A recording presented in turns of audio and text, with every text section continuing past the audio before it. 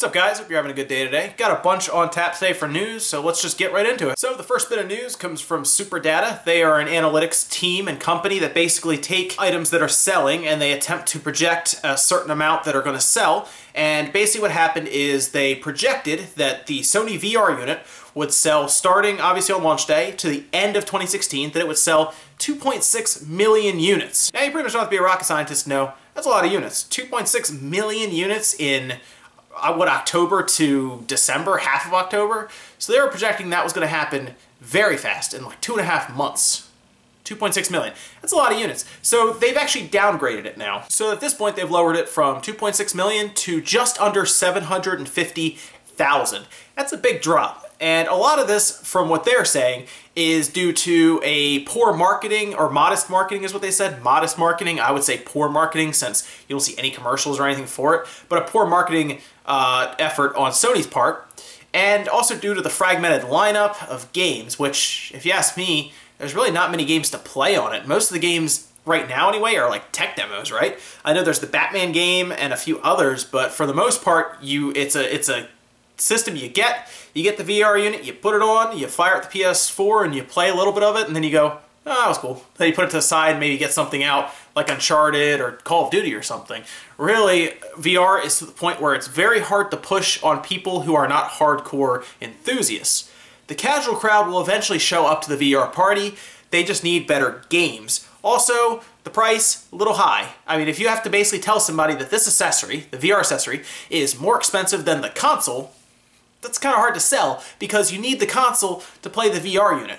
I also don't think Sony did themselves a lot of favors considering they released a PS4 Pro unit, which is already more expensive than the original, and then they turn around and put out the VR unit, which is more than the Pro unit if you want like the camera and everything. So I think they not only confused consumers at times, the casuals, mind you, of course the enthusiasts and everyone, they knew what was going on, but the casuals that walk into a Best Buy or walk into a Walmart and ask for help and say that they need a Christmas present, they're going to buy the system, and then they're not going to spend another $500 on a VR unit that they don't know if the kid's even going to play. So it's an uphill battle right now for VR, and I think Sony is doing their best to fight that uphill battle, but it's going to be a little while for mainstream to catch on.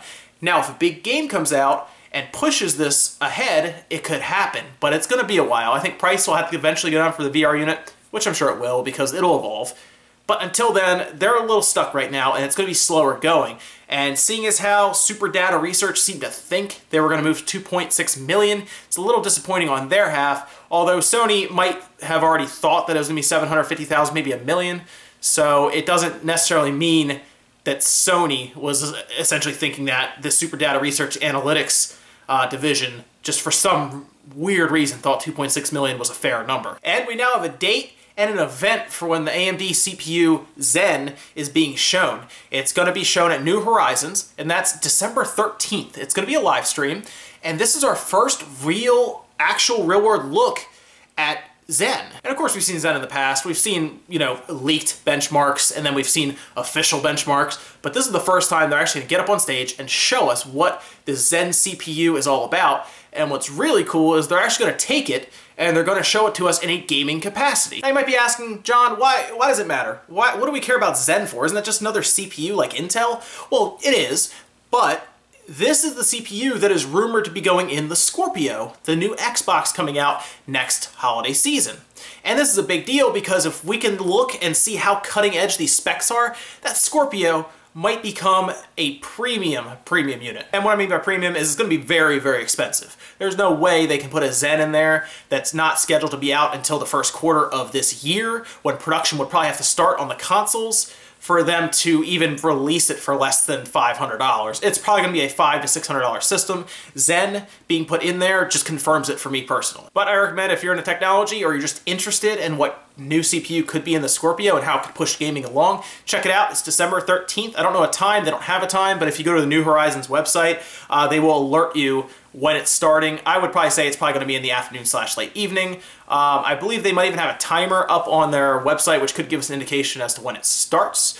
But just definitely keep in mind that is something really cool to look forward to, and you might get some actual good real-life benchmarks for it. And it looks like No Man's Sky is somehow off the hook. No, not like good off the hook, although they're new expansion seems to be getting some eyeballs back to it. I'm talking about the whole advertising lawsuit they had against them for false advertising. This is the whole thing that a lot of fans brought up, saying that the Steam page, screenshots, videos, everything was a little misleading to them, and a lot of them thought the game was going to have things in it that it didn't. So of course, after enough outcry with all these, millions of fans kind of having a voice, an agency got involved and decided to look into their practices prior and then leading up to the launch of No Man's Sky. But after a review of everything that we saw, the advertising standards rules that No Man's Sky did nothing wrong. In fact, they basically said that most of the stuff that we saw may have been a glitch, essentially. Maybe they showed a video of, wildlife interacting with, forest or something, or brush, and, maybe that was just like a one-off thing. It wasn't meant to be in the game. They just wanted to show it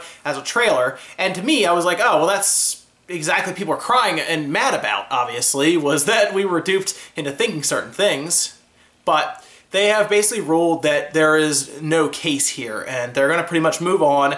No Man's Sky has essentially already moved on at this point. They're releasing free expansions, so honestly, guys, at this point, it might be time to just let the whole No Man's Sky thing go. And guys, last bit of news, very small bit of news, the new Spider-Man is not going to be at the PlayStation Experience. And you know what, that kind of threw me off a little bit. I was actually really looking forward to it. I had a feeling it would be there on December 3rd, but it looks like the developers came out and said, sorry, we're not going to be showing it, but we're hard at work trying to get it done. So if you're excited about Spider-Man at the PlayStation Experience, too bad it's not going to be there, but more than likely there's going to be a couple announcements that I think we might be interested in and a couple surprises, so definitely I would still tune in and see what we have there. And that's going to do it for Newswave, guys. Definitely subscribe, like, and comment below if you enjoyed the video, and definitely check out TechWave. That's coming tomorrow. I'm actually going to be filming early tomorrow morning and have that out hopefully in the afternoon for you guys, so we can take apart that PS3 and see what we get. Till then, I'll see you next time.